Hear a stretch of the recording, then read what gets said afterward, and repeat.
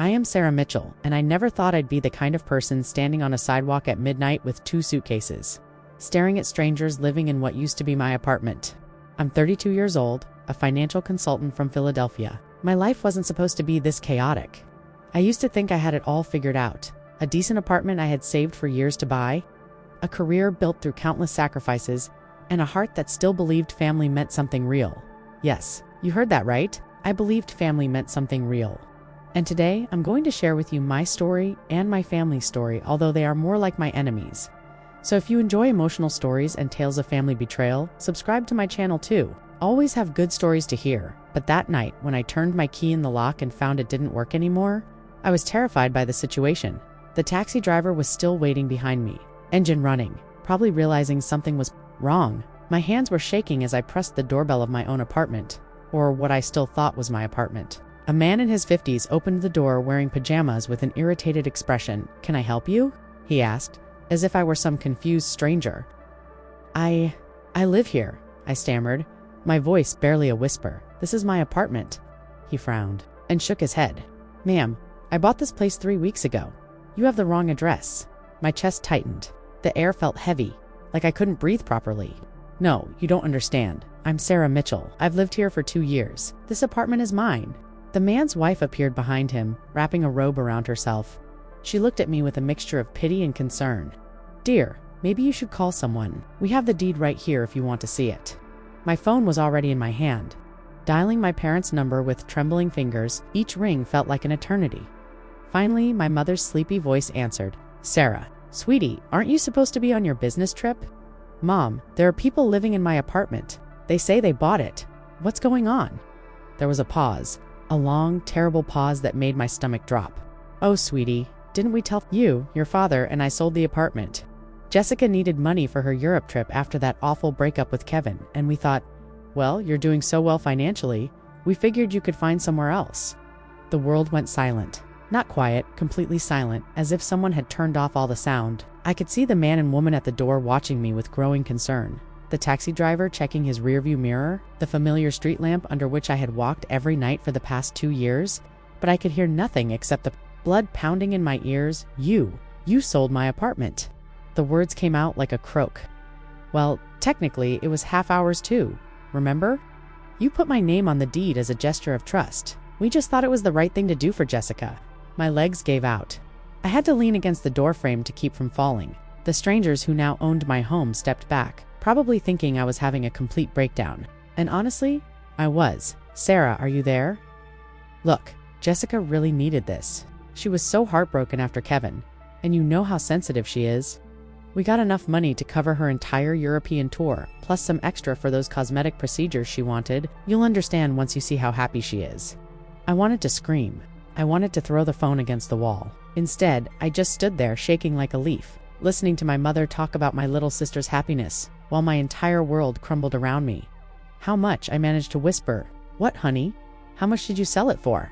80,000? It was a quick sale, but Jessica needed the money right away. 80,000? I had paid 120,000 for that apartment 2 years ago. I had spent another 40,000 on renovations, new appliances, energy-efficient windows, solar panels. My beautiful apartment was worth at least 200,000 now, and they sold it for 80. The phone slipped from my hands and crashed onto the concrete. I heard my mother's tiny voice still talking as I bent down to pick it up. "Mom, I have to go, Sarah. Wait." I hung up and looked at the couple standing in my doorway. They were still watching me with concern. "I'm sorry," I whispered. I had no idea. The woman stepped forward. "Honey, are you okay? Do you have somewhere to go?" I picked up my suitcases with hands that wouldn't stop shaking. "I'll figure it out." Back in the taxi, I stared at my phone screen. There was already a text from Jessica. "Just landed in Paris. Oh my God, the hotel is insane. Thank you for being the best big sister ever. Love you, Sue, much." The driver looked at me in the rearview mirror. "Hotel, Miss." "Yes," I said, my voice hollow. "The cheapest one you know." As we drove through the empty Philadelphia streets, I felt something cold settle in my chest. This wasn't just about losing my apartment. This was about 27 years of being the responsible daughter, the one who sacrificed everything while Jessica got handed the world on a silver platter. This was about putting my mother's name on the deed because I trusted her, because I thought family meant something. I was wrong, dead wrong. The hotel room smelled like disinfectant and broken. Dreams? I sat on the edge of the scratchy bed staring at the wall, trying to process what my life had become in the span of 30 minutes. Tomorrow, I would have to figure out how to rebuild everything. Tonight, I just sat there, feeling the weight of betrayal crushing down on me, wondering if I even had a family left to call my own. The worst part about betrayal isn't the moment it happens. It's waking up the next morning and realizing it wasn't just a nightmare. I sat on that lumpy hotel bed, staring at my phone screen, knowing I had to call my parents back. My stomach felt sick, and I hadn't eaten anything since the airplane meal 12 hours ago, but I needed answers. I needed to understand how my own mother could destroy my life so casually. I dialed their number again. This time, my father picked up. "Sarah, honey, your mother told me what happened. We need to talk." "Yeah, Dad, we really do." My voice was ice cold. "I'm coming over." The taxi ride to my childhood home felt like driving to my own execution. I had grown up in that house, celebrated birthdays there, brought home report cards, cried about boys. Now I was going there as a homeless daughter, betrayed by the people who were supposed to protect me. My mother opened the front door before I could even knock. She looked tired, but there was no guilt in her eyes. That's what shocked me the most. No remorse, no shame, just mild concern, like I was overreacting to something trivial. "Sarah, sweetie, come in. You look terrible." "I wonder why," I said, pushing past her into the living room where my father sat in his usual chair, avoiding eye contact. "Sit down, honey. Let's talk about this reasonably." "Reasonably?" I turned to face her, my hands shaking again. "Mom, you sold my home without telling me. How is any of this reasonable?" She sighed, like I was being dramatic. "Sarah, you're 32 years old, you're successful, you make good money, you can buy another apartment. Jessica is only 25, and she's been through so much with that breakup. She needed our help, she needed my house." "It's not just your house." My father finally spoke up, still not looking at me. "Your mother's name was on the deed too, because I trusted you." The words exploded out of me. "I put Mom's name on it because I thought we were family. I thought it meant something." My mother sat down on the couch, smoothing her dress like we were having a normal conversation. "It does mean something, Sarah. It means we help each other. Jessica was devastated after Kevin broke up with her. She couldn't eat, couldn't sleep. She needed something to look forward to." I stared at her, feeling like I was looking at a complete stranger. "So you gave her my apartment?" "We gave her a chance to heal. Those European spas are supposed to be wonderful for emotional recovery. And she's getting some cosmetic work done, too. She's always been so self-conscious about her nose." "With my money, Sarah, stop being so selfish." My mother's voice got sharp. "Your sister has always been more sensitive than you. You're strong. You bounce back from things. Jessica needs more support." The word selfish hit me like a slap. I had been supporting myself since I was 18. I had paid for my own college, my own car, my own everything, while Jessica got handed whatever she wanted. And now I was selfish for being upset that they sold my home. "How much was the apartment worth, Mom?" She shifted uncomfortably. "Well, we got $80,000 for it. It's worth $200,000. Maybe more with all the renovations I did." My father finally looked up, and I saw something flicker in his eyes. Surprise, guilt. $200,000, Dad? I spent $40,000 on renovations alone. Solar panels, new kitchen, hardwood floors. That place was my future. The room went quiet. My mother's confident expression cracked just a little. "We didn't know about the renovations," my father said quietly. "You didn't ask. You just sold it." I sat down heavily in the chair across from them. "Did you even think about calling me? Did you consider that maybe I should have a say in selling my own home?" "Jessica needed the money right away," my mother said, but her voice was weaker now. "The travel packages had to be booked immediately, and the surgery was scheduled for this week." "Surgery? Just a nose job and some lip fillers. Nothing major." She wanted to feel confident again. I pressed my hands against my face, trying not to scream. My sister was getting plastic surgery with the money from my stolen apartment while I sat in a hotel room with 2 suitcases. "Where am I supposed to live, Mom?" "You'll figure something out. You always do. You're the capable one." There it was. The truth I'd known my whole life, but never heard said out loud. I was the capable one, which meant I didn't need love or support or consideration. I could handle anything so they could take everything. My phone buzzed. Another text from Jessica. "Getting my nose done tomorrow. Finally going to look as good as I feel. Thank you so much for making this possible. You're literally the best sister in the world." I showed the text to my parents.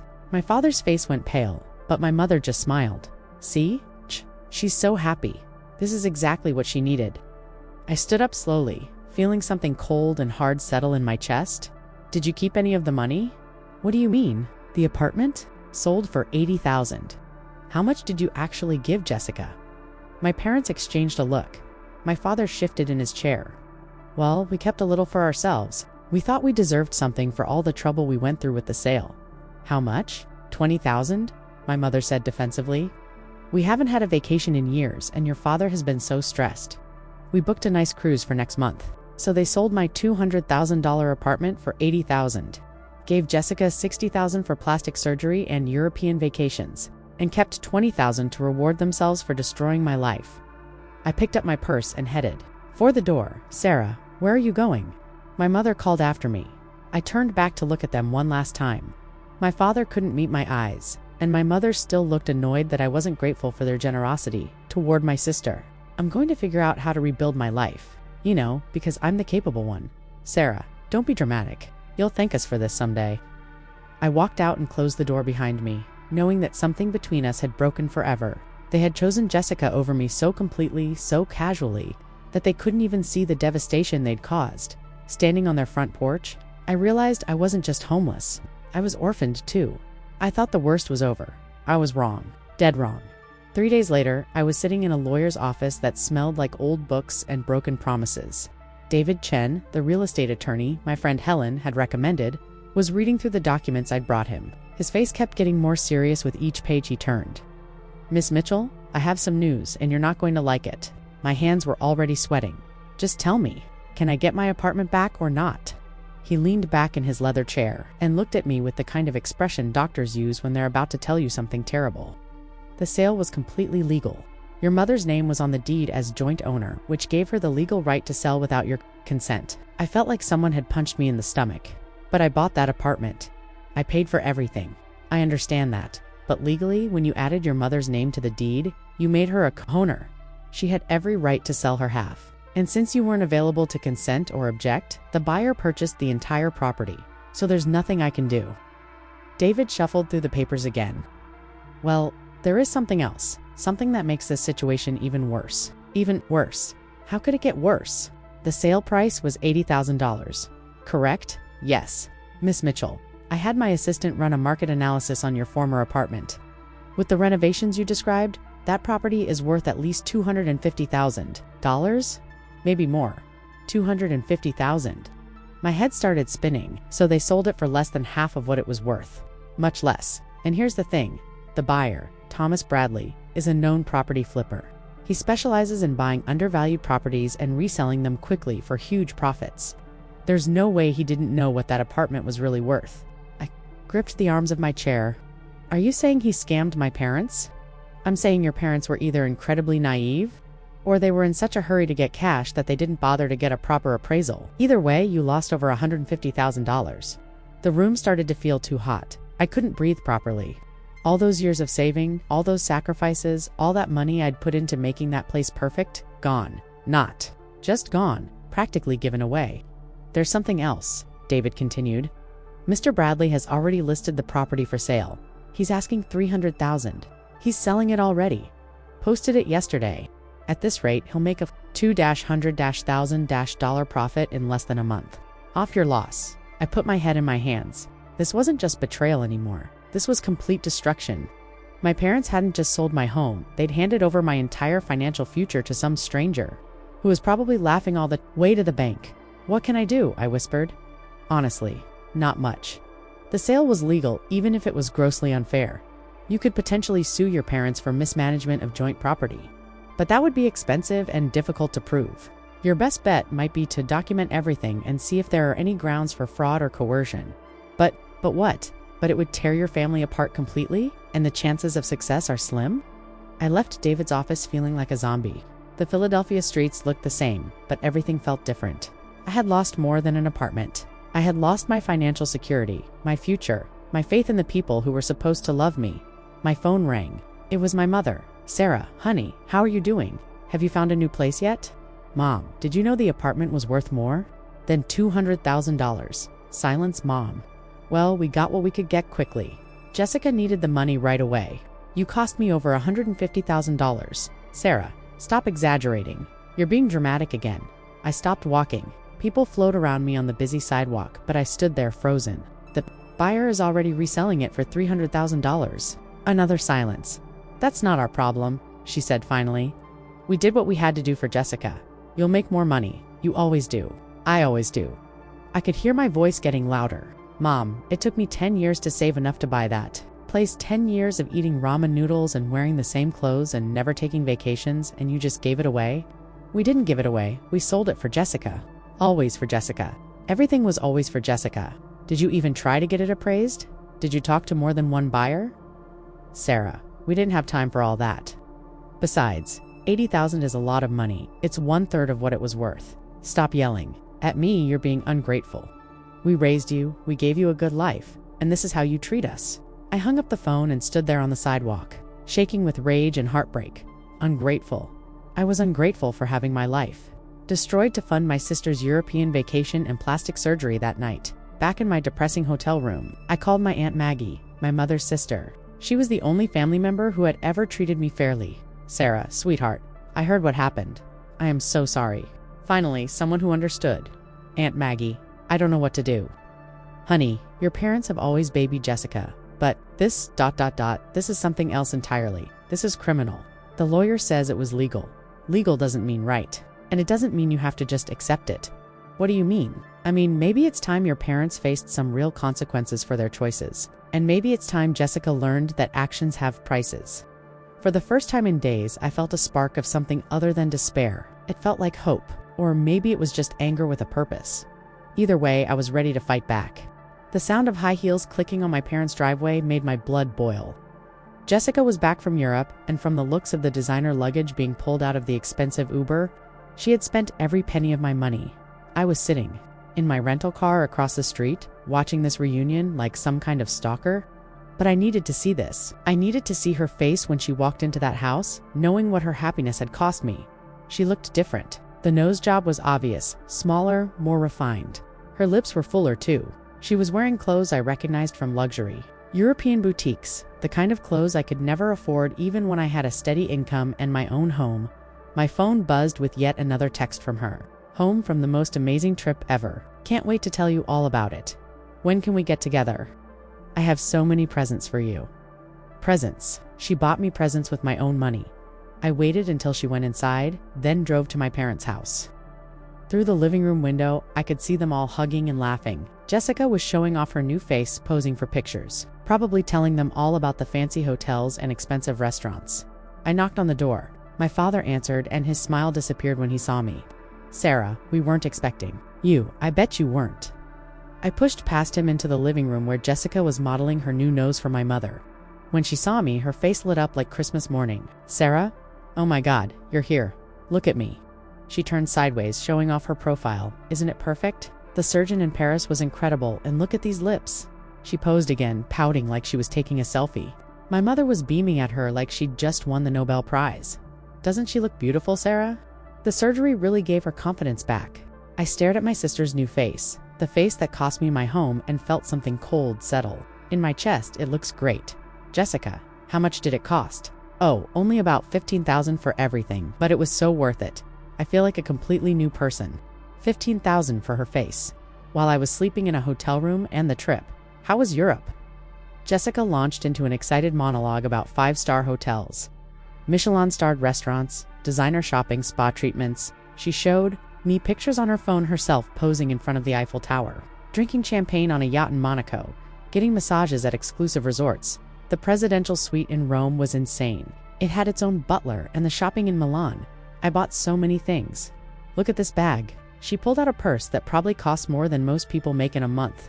How much did you spend? Total, Jessica? I don't know exactly. I tried not to think about money. That's what vacations are for, right? Just living in the moment.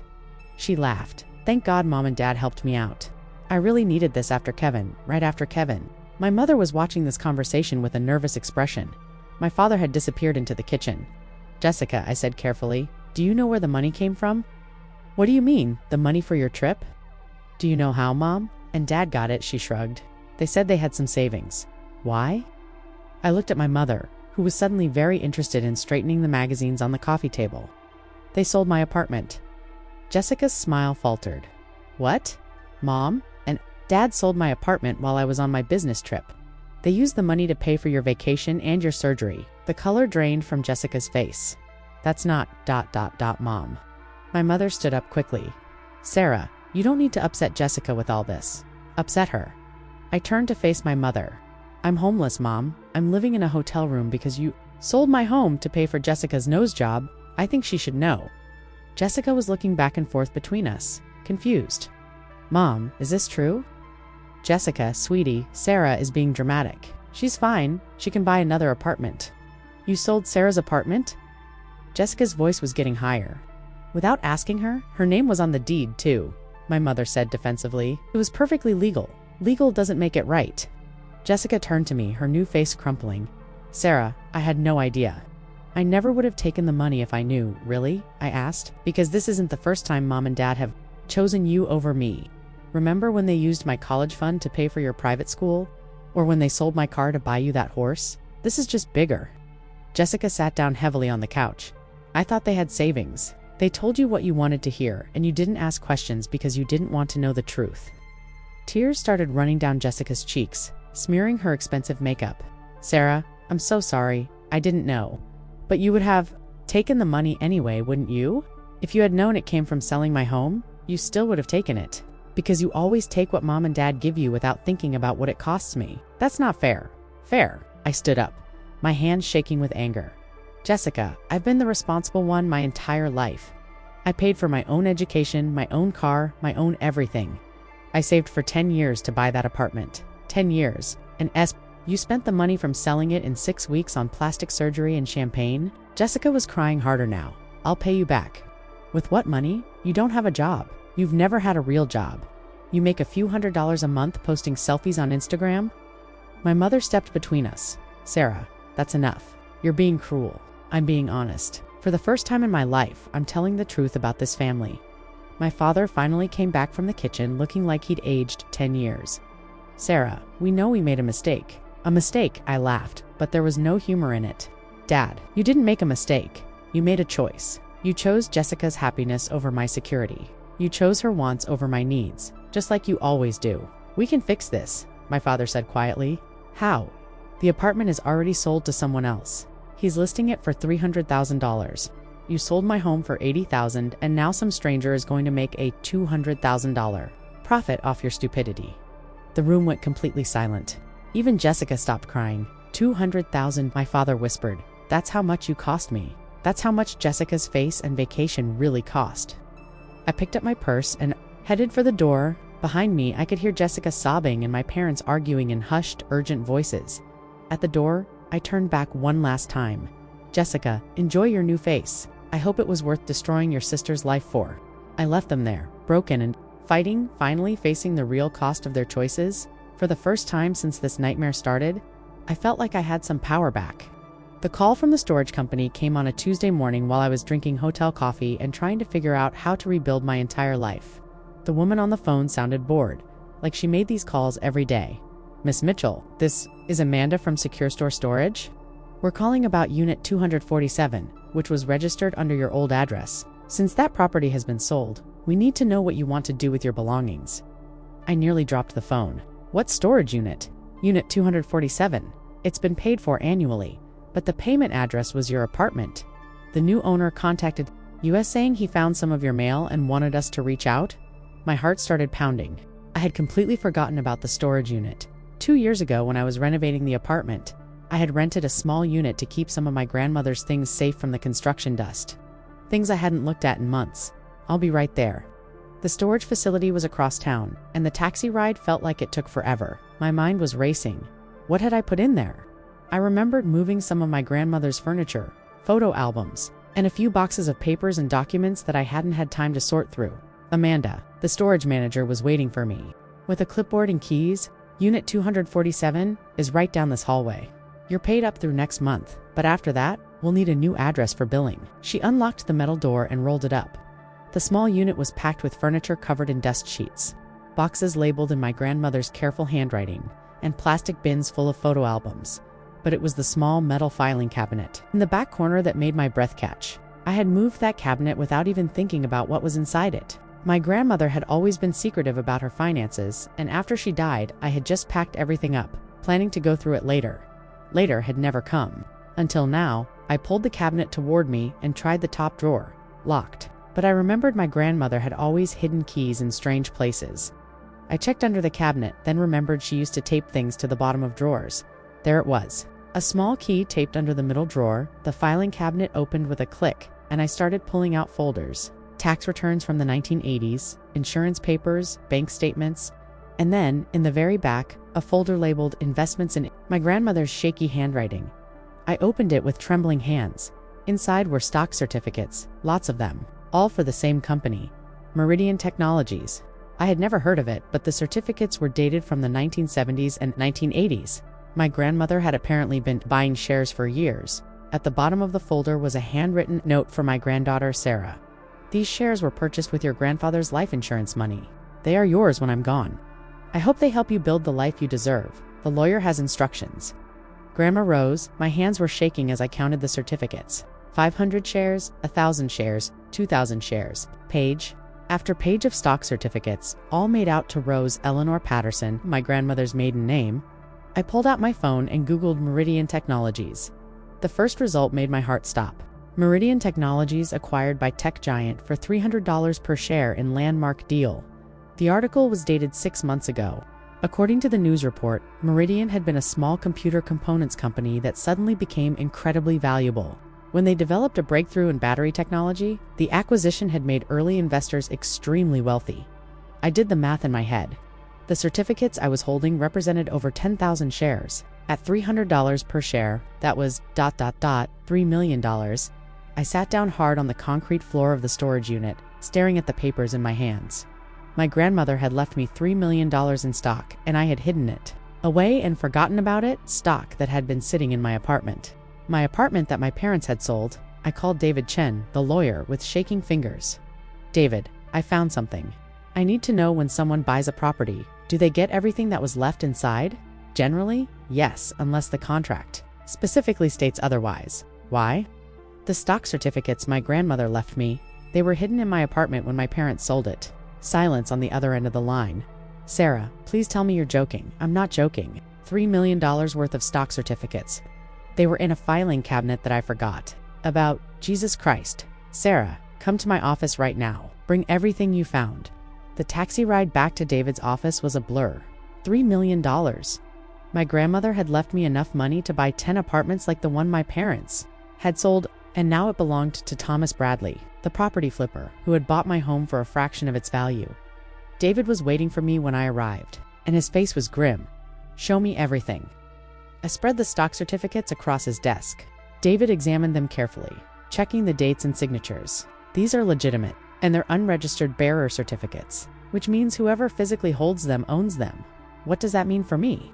It means that unless you can prove they were stolen, they belong to whoever has them now. And since they were in the apartment when it was sold, I felt sick. They belonged to Bradley. Legally, yes. The sale contract included all fixtures and personal property left on the premises, but I didn't know they were there. My parents sold the apartment without telling me. Sarah, I understand how devastating this is, but the law is clear. The buyer purchased the property and everything in it. I put my head in my hands. This wasn't just about losing my apartment anymore. This was about losing my entire future. $3 million that my grandmother had carefully saved and invested for me, gone because my parents were too eager to fund my sister's vacation. Is there anything I can do? You could sue your parents for the value of the lost inheritance. If you can prove they knew about the certificates and sold the apartment anyway, you might have a case for intentional destruction of property, but they didn't know. Then you could sue for negligent handling of your property. But Sarah, even if you won, do your parents have $3 million to pay you back? Of course they didn't. They had kept $20,000 from the sale and spent it on a cruise. They couldn't even pay me back the value of the apartment, let alone $3 million in lost inheritance. I was destroyed. Completely, utterly destroyed. My parents had stolen my home, my security, and now my inheritance. Also, Jessica could get a new nose and take selfies in front of European landmarks. My phone rang. It was my mother. Sarah, honey, your father isn't feeling well? All this stress is affecting his heart. Can you please come over so we can work this out? I stared at the stock certificates spread across David's desk. $3 million that should have been mine. I'll be right there. Mom, it was time for my parents to learn exactly what their choices had cost me. And this time, I wasn't going to be the understanding, capable daughter who just figured it out on her own. This time, they were going to face the full truth of what they had done. My father was sitting in his recliner when I walked into their living room, and he looked terrible. His skin was gray, his hands were shaking, and he kept rubbing his chest like it hurt. My mother was hovering over him with a glass of water and a worried expression. "Sarah, thank goodness you're here. Your father has been having chest pains ever since yesterday." I looked at my father, really looked at him. He had aged years in the past week. The weight of what they had done was literally killing him. "Dad, are you okay?" He looked up at me with eyes full of guilt and fear. "Sarah, I'm so sorry. We never meant for any of this to happen." I sat down across from them, still holding the folder of stock certificates. "Dad, I found something today. Something that makes this situation much worse than you know." My mother sat down next to my father. "What do you mean?" I opened the folder and pulled out the stock certificates. Grandma Rose left me an inheritance. Stock certificates worth $3 million. They were hidden in my apartment. The color drained from both their faces. $3 million, my mother whispered. $3 million that belonged to me, that Grandma Rose saved and invested for my future. And when you sold my apartment, you gave them away too. My father made a choking sound and grabbed his chest. "Sarah, we didn't know. We had no idea." "Of course you didn't know. You didn't ask. You didn't look. You just sold my home and everything in it to pay for Jessica's vacation." My mother started crying. "Sarah, we can fix this. We can call the buyer, explain what happened. I already talked to my lawyer. It's too late. The law says everything in the apartment belonged to the buyer, including my inheritance." My father's breathing was getting shallow. $3 million. Oh God, what have we done? I should have felt satisfied seeing them finally understand the magnitude of their betrayal, but instead I just felt tired. Tired of being angry, tired of being hurt, tired of being the victim. "Dad, I need you to understand something. This isn't just about money. This is about 27 years of you and Mom choosing Jessica over me. 27 years of me being the responsible one while she got everything handed to her. We never meant to treat you unfairly," my mother said through her tears. "But you did. Every Christmas when Jessica got twice as many presents, every birthday when her parties were bigger than mine, every time she needed money and you gave it to her, but when I needed help, I was told to figure it out myself because I was capable." My father was clutching his chest now, his breathing labored. "Sarah, please. I think I need to go to the hospital." I looked at him, this man who had raised me, who had taught me to ride a bike and helped me with homework, who had also systematically favored my sister for my entire life. And I realized something important. I didn't want revenge. I wanted justice. And there was a difference. "Mom, call 911. Dad needs medical attention." While we waited for the ambulance, I made a decision. I pulled out my phone and called David Chen. "David, it's Sarah. I want to sue my parents for the value of my lost inheritance." "Sarah, are you?" "Sure. This will destroy your family. My family destroyed itself when they chose to sell my home without telling me. I want them to face legal consequences for their actions, even if they can't pay. Even if they can't pay. I want it on the record that what they did was wrong. I want Jessica to understand that her happiness cost me $3 million. And I want my parents to live with the legal and financial consequences of their choices." The paramedics arrived and loaded my father onto a stretcher. His heart was fine. It was a panic attack brought on by stress and guilt. But the doctor at the hospital was clear. He needed to avoid stress or risk real heart problems. As I sat in the hospital waiting room, my phone rang. It was Jessica. "Sarah, Mom told me what happened about the stock certificates. I can't believe what Jessica, that your nose job cost me $3 million. Or that you still don't seem to understand how your actions affect other people. I want to make this right. I'll pay you back everything with what money. I'll get a job. A real job. I'll work for the rest of my life if I have to." For the first time since this nightmare started, Jessica sounded like an adult. "Jessica, even if you worked for 50 years, you couldn't pay me back $3 million. Then what can I do?" I thought about it. What did I want from Jessica? An apology. She had already given me that. Her suffering. That wouldn't bring my money back. "I want you to grow up," I said finally. "I want you to get a real job and support yourself. I want you to stop letting Mom and Dad baby you. And I want you to understand that your choices have consequences for other people." "I will, I promise." "And Jessica, I'm suing Mom and Dad. I'm taking them to court for what they did to me." Silence on the other end of the line. "You could stop me," I continued. "You could offer to sell everything you bought with my money and give me the proceeds. You could get a job and commit to paying me back whatever you can for the rest of your life. You could show some real accountability for your part in this. What would that accomplish? It would show me that you understand the difference between consequences and punishment. It would show me that you're ready to be an adult. More silence. I'll do it, she said finally. I'll sell everything and get a job. I'll pay you back whatever I can, even the nose job. Jessica laughed, but it wasn't a happy sound. I can't return the nose job, Sarah, but I can work to pay you back for it. That night, I sat in my hotel room with legal papers spread across the bed, documents to sue my parents for negligent handling of my property, forms to force them to account for every penny they had taken from my apartment sale, papers that would legally establish their liability for my lost inheritance. I wasn't doing this for revenge. I was doing it for justice. My parents needed to face real consequences for their choices. They needed to understand that their favoritism had legal and financial ramifications, and I needed to prove to myself that I was worth fighting for. The next morning, I filed the lawsuit. By evening, it was the talk of our neighborhood. By the end of the week, everyone knew that the Mitchell family was falling apart over money and favoritism. My parents were humiliated. Jessica was working at a coffee shop for the first time in her life, and I was finally standing up for myself instead of just accepting whatever scraps of love and respect they threw my way. It felt like justice, cold, hard, and fair. 6 months later, I was standing in the kitchen of my new apartment, making coffee and watching the sunrise through windows that actually belonged to me this time. The apartment was smaller than my old one, but it was mine, bought with money from the legal settlement and my own savings. The lawsuit had been settled out of court. My parents couldn't pay $3 million, but they had been forced to give me everything they had. The $20,000 from their cruise fund, plus their retirement savings. It wasn't much, but it was acknowledgement that what they did was wrong. More importantly, it was closure. My phone buzzed with a text from Jessica. Finished my shift at the coffee shop. 6 months clean from mom and dad's money. Still want to meet for dinner tonight? I smiled as I typed back, yes, I'm proud of you. It was true. Jessica had kept her promise.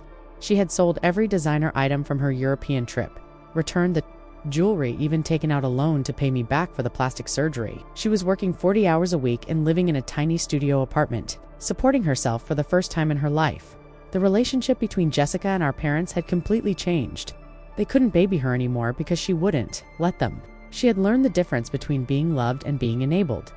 As for me and my parents, we barely spoke anymore. My father's health had stabilized once the legal stress was over. But there was a distance between us now that might never heal. They had made their choice, and I had made mine. But I wasn't alone. My Aunt Maggie had become like a second mother. To me, my friend Helen had helped me find this new apartment. David Chen had become more than just my lawyer. We had been dating for 3 months now, and he understood better than anyone what I had been through. The doorbell rang. It was David, holding takeout bags and wearing the smile that had become my favorite part of most days. How was court today? I asked, kissing him hello. Boring property disputes. Nothing as dramatic as your case. He set the food on my small dining table. How are you feeling about everything? I thought about it as we unpacked Chinese food containers. How was I feeling? I'm okay, I said, and meant it.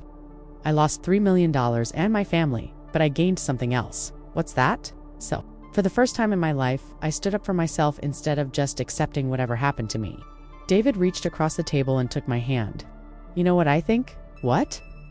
I think your grandmother would be proud of you, not because of the money, but because you finally learned to fight for yourself. He was right. She had saved that money, hoping it would give me security, but losing it had given me something better, the knowledge that I could survive anything and rebuild my life on my own terms. My phone rang. It was Jessica. Sarah, I got promoted to shift supervisor.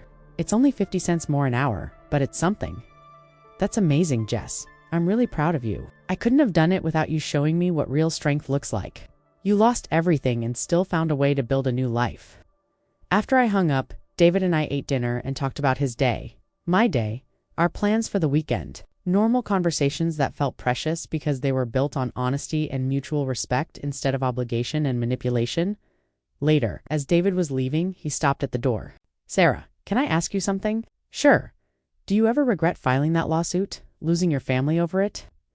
I looked around my small apartment at the furniture I had chosen, the photos of friends who actually supported me, the life I had built from scratch after losing everything. David, I didn't lose my family. I lost people who were using me. My real family is the people who love me for who I am, not what I can give them.